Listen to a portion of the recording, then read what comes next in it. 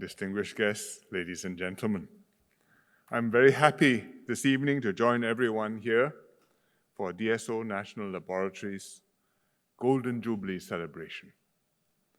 Reaching 50 is a significant milestone, so congratulations to the DSO team. In 1965, following our separation from Malaysia, Singapore found itself virtually defenseless. Building up the SAF from scratch became one of the government's most urgent tasks.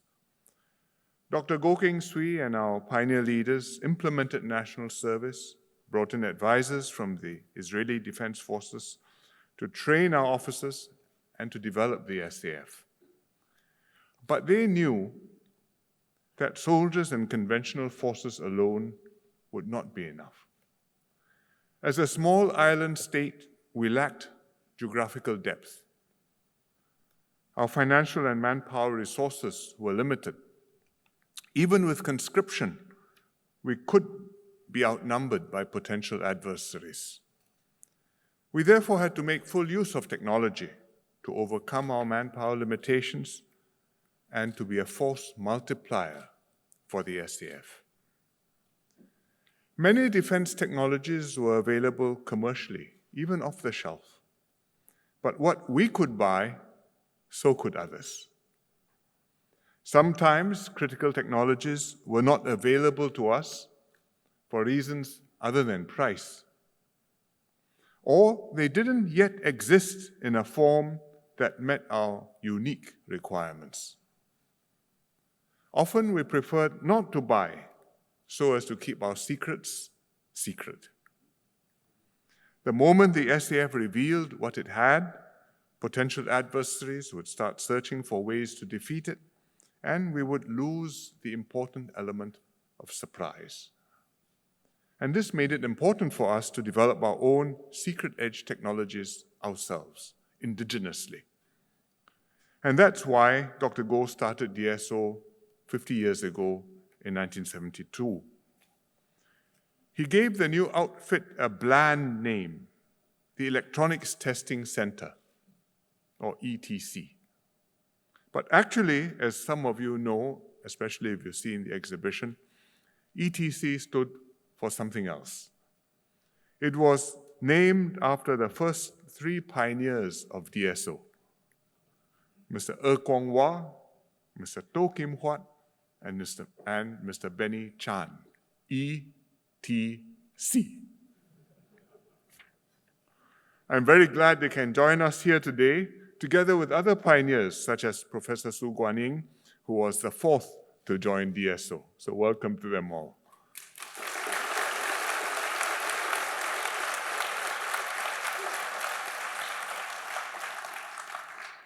Over the years, DSO systematically built up its team and the local defense tech ecosystem, recruiting and nurturing bright minds, strengthening its R&D capabilities in different areas, working in close partnership with the SAF and defense tech companies.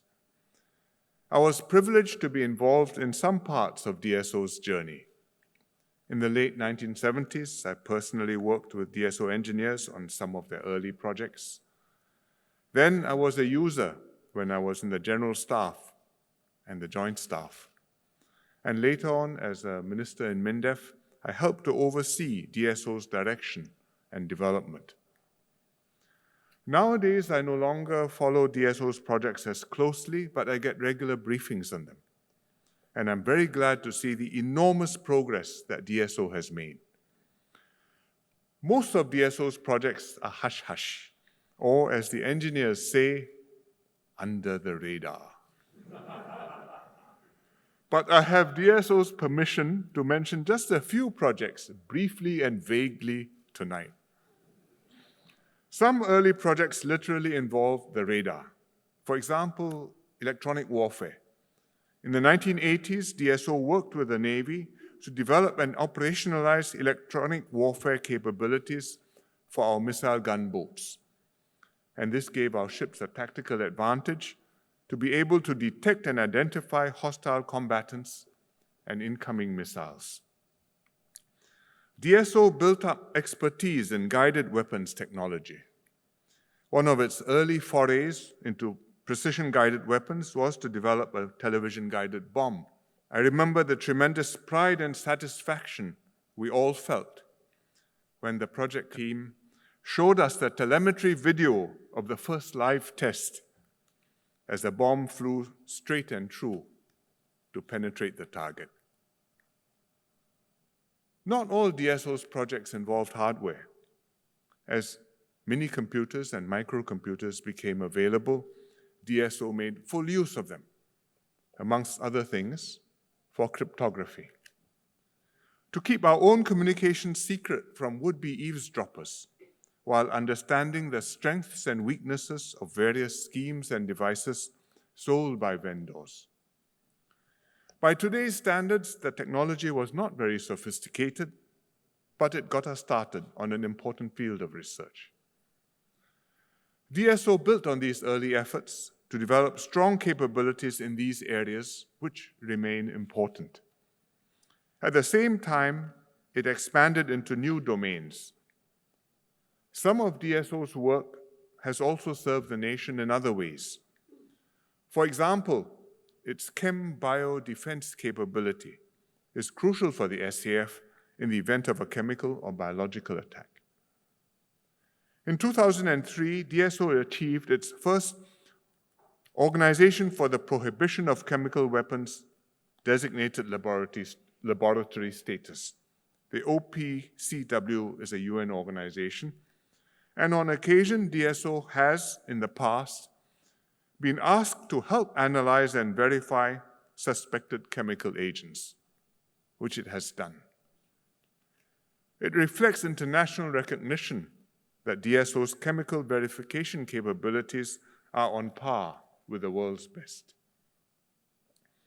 DSO's biodefense capability, including being able to develop diagnostic kits to identify different types of pathogens, proved to be invaluable during the COVID pandemic. Particularly early on, before vaccines became available, when we needed to rapidly identify and isolate positive cases to limit the spread of the virus. DSO quickly developed our own PCR test kits. Instead of depending on proprietary ingredients from commercial kit makers, expensive and in short supply, it used test reagents that were commonly available. And it yielded results in half the time, within 90 minutes instead of 3 hours, compared to other products in the market. And it freed us from worrying about obtaining sufficient testing capabilities in our fight against the virus and helped to save many lives. Another new domain is satellite technology. DSO recently developed and launched a satellite in June called NuSAR. It carries a synthetic aperture radar, hence the name, SAR. This is not 3 persons' initials. It can take images any time of day and night and see through cloud cover, rainfall, or haze. NuSAR also has a high imaging resolution that allows it to see small objects like boats from space and makes it very useful for disaster monitoring and maritime security. DSO's work in satellite development has also accelerated the growth of our local space industry. For example, NuSAR was developed with support from EDB and will be commercialized by ST Engineering. And we now have over 50 local and international space companies in Singapore employing over 1,800 professionals. So whether in more established areas like EW, guided weapons and cryptography, or in newer domains like chem-bio defense and satellite technology, DSO has indeed come a very long way. Today, DSO is a major R&D organization with over 1,600 scientists and engineers. Its mission, to develop and deliver secret edge technologies to the SAF to help safeguard Singapore's security and sovereignty, remains unchanged and has become more relevant than ever. Warfare is becoming ever more tech-intensive.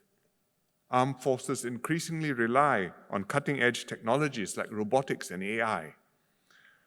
But in the current troubled strategic landscape, countries are restricting exports of sensitive technologies more and more tightly, and this will affect our access to components and advanced products.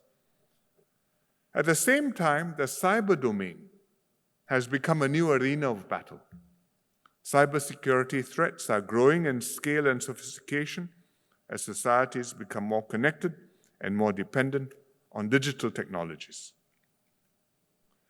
To stay in the game, the SAF needs to maintain its technological edge and to integrate cutting-edge technologies into its formations and its operations for better sense-making, command and control, and strike.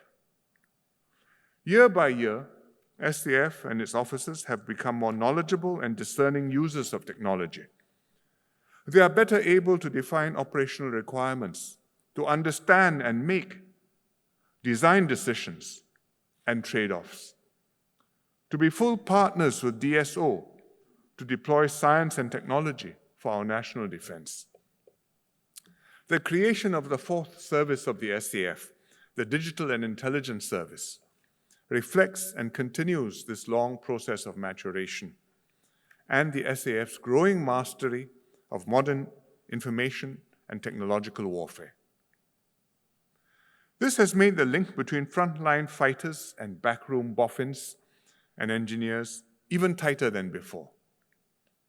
DSO's challenge is never ending. You must continuously innovate and adapt to stay relevant. Even as you work out solutions to a problem, the technology moves forward and you must come up with new tweaks and breakthroughs to stay ahead.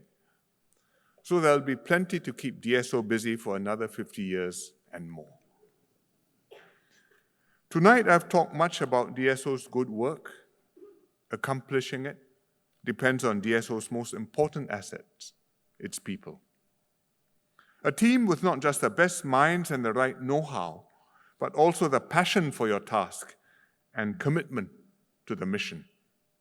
Everyone in the organization, from the scientists and engineers to HR and procurement, coming together as a team, working closely with SAF units, understanding operational requirements, doing the R&D, and providing valuable capabilities to our forces, enhancing the combat power of our troops on the ground, at sea, and in the air. I'm proud that DSO officers have this dedication and commitment. I talked about the new SAR satellite project earlier. Many of the testing activities had to be conducted overseas, and DSO's engineers made multiple trips abroad. This was at the height of the COVID pandemic, so team members were separated from their families for extended periods. One engineer, Vincent Tai, spent 12 months away from his family, including 2 months in quarantine. But he wasn't the only one. Many more officers on this and other projects also stepped up to the call of duty and beyond. A big thank you to all the people in DSO, as well as your families, for your sacrifices and contributions towards our national defense and security. The competition for science and technology talent will only become more intense over time. The DSO must be able to interest, inspire, and induct a continuing flow of high-quality people. Much of what you do will be highly classified and kept out of the public eye. But if you have done something outstanding at DSO, we will make sure that you know it and that your achievement is properly recognized, secretly if necessary. More importantly, you can take pride that you've contributed to the defense and security of Singapore. To all our budding scientists and engineers out there, if you are fascinated by science and technology, I strongly encourage you to consider DSO as a career choice. DSO offers many challenging, exciting, and rewarding opportunities to stretch your abilities and develop your talents. I've given you a glimpse of them this evening. If you're intrigued, do come to explore career possibilities in DSO.